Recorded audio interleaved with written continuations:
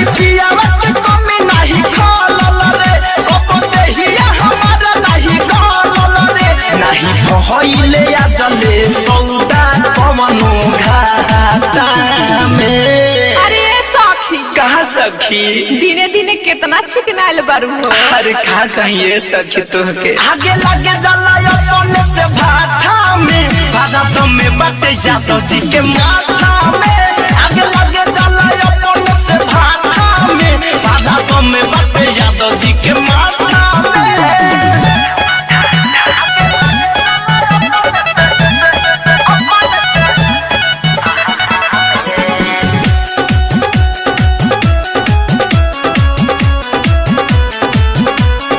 ससुरा में सुख बड़ा मिलता रोज रोज पलंग भी लहता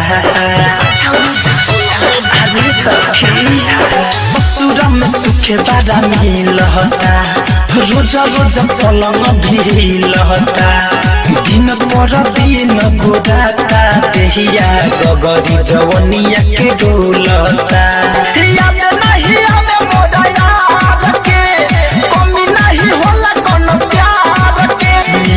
लगा सवाद पियाला पे सखी खाता में। अरे पाउच वाला अरे ना हो सखी अरे रात भर अपने से मोथेल आगे लगे जला अपने से भाटा में भारत में बटे जातो जी के माथा में आगे लगे जला अपने से भाटा में भारत में बटे जातो जी के माथा में।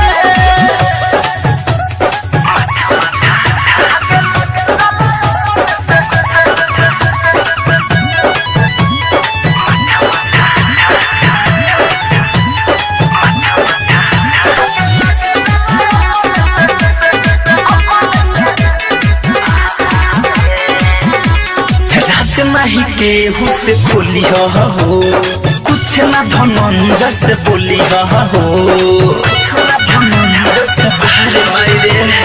राज नहीं केहू से खुली हो कुछ ना धनंजय से बोली हो राइटर दिनेश मारा कर देता हो ही चोलिया हो चले मन कर छोड़ा